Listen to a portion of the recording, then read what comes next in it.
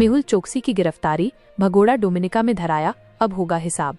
हीरा कारोबारी मेहुल चोकसी, जिसने Punjab national bank को 13,000 करोड़ रुपए का चूना लगाया, आखिरकार डोमिनिका में पुलिस के हत्थे चढ़ गया। भारत सरकार अब उसे वापस लाने की जुगत में है। लगता है अब इस भगोड़े को अपने कर्मों का फल भुगतना ही पड़ेगा।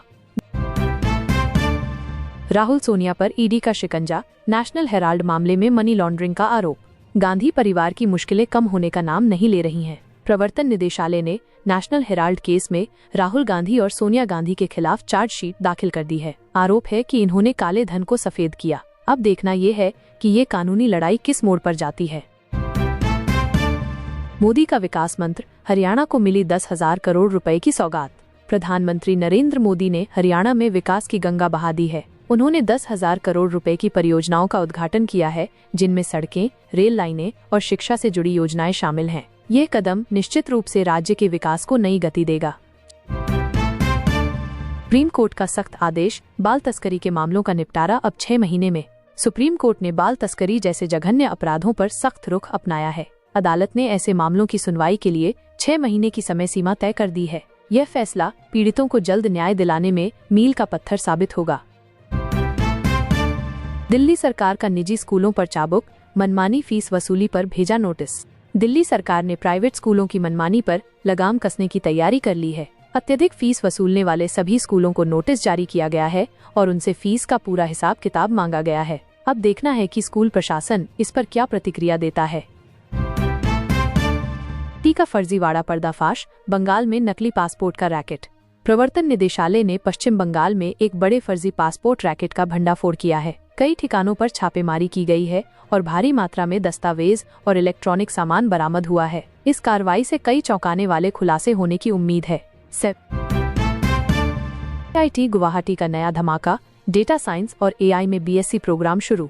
IIT गुवाहाटी ने छात्रों के लिए भविष्य के दरवाजे खोल दिए हैं। संस्थान ने डेटा साइंस और आर्टिफिशियल इंटेलिजेंस में नया BSc प्रोग्राम शुरू किया है। यह कोर्स युवाओं को आधुनिक तकनीक की दुनिया में करियर बनाने में मदद करेगा। अमरनाथ यात्रा का आगाज, भक्तों का इंतजार खत्म, शुरू हुआ रजिस्ट्रेशन। बाबा बर्फानी के भक्तों के लिए खुशखबरी है। 52 दिनों तक चलने वाली अमरनाथ यात्रा 2025 के लिए रजिस्ट्रेशन शुरू हो गया है। ये यात्रा 1 जुलाई से 22 अगस्त तक चलेगी। हर साल की तरह इस बार भी भारी संख्या में श्रद्धालुओं के पहुंचने की उम्मीद है। सन का कमाल, शतरंज के बादशाह ने जीता ग्रैंड स्लैम। विश्व शतरंज चैंपियन मैग्नस कार्लसन ने एक बार फिर अपनी बादशाहत साबित कर दी है। उन्होंने फ्रीस्टाइल शतरंज ग्रैंड स्लैम 2025 का खिताब अपने नाम किया। फाइनल में उन्होंने अपने प्रतिद्वंद्वी को धूल चटाई। पर ईडी का शिकंजा, हरियाणा के जमीन सौदे में मनी लॉन्ड्रिंग का आरोप। रॉबर्ट वाड्रा एक बार फिर कानूनी पचड़े में फंसते नजर आ रहे हैं। प्रवर्तन निदेशालय हरियाणा में जमीन सौदे से जुड़े मनी लॉन्ड्रिंग मामले में उनसे पूछताछ कर रहा है। वाड्रा पर अवैध तरीके से जमीन खरीदने और बेचने का आरोप है। हज यात्रियों के लिए खुशखबरी, भारत का कोटा बढ़ा। भारतीय मुसलमानों के लिए एक अच्छी खबर है। भारत का हज कोटा 2014 से 2025 तक लगभग 40,000 बढ़ा दिया गया है। अब और अधिक लोग पवित्र हज यात्रा पर जा सकेंगे। भारत की सौर क्रांति, छतों पर चमकेगा सूरज, बढ़ेगी ऊर्जा क्षमता। भारत हरित ऊर्जा के क्षेत्र में तेजी से आगे बढ़ रहा है। वित्त वर्ष 2026-27 तक देश की छतों पर सौर ऊर्जा क्षमता 25-30 गीगावाट तक पहुंचने की उम्मीद है। यह सरकार की पर्यावरण संरक्षण की दिशा में एक महत्वपूर्ण कदम है। कश्मीर में मुठभेड़, सुरक्षा बलों ने एक आतंकी को किया ढेर। जम्मू कश्मीर के पुंछ में सुरक्षा बलों और आतंकवादियों के बीच मुठभेड़ हुई। इस दौरान एक आतंकवादी मारा गया, जबकि एक जवान घायल हो गया। इलाके में तलाशी अभियान जारी है।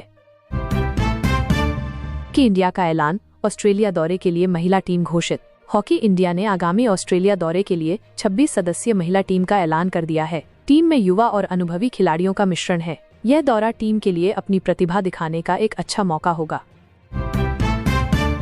QNU लैब्स का सुरक्षा कवच, क्वांटम टेक्नोलॉजी से साइबर खतरों से बचाव।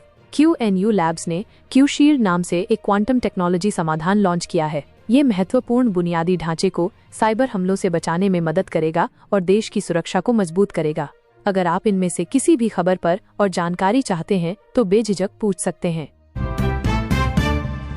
अगर आपको हमारी खबरें पसंद आ रही हैं, तो हमारे YouTube चैनल को लाइक और सब्सक्राइब करना न भूलें ताकि आपको हर खबर सबसे पहले मिले।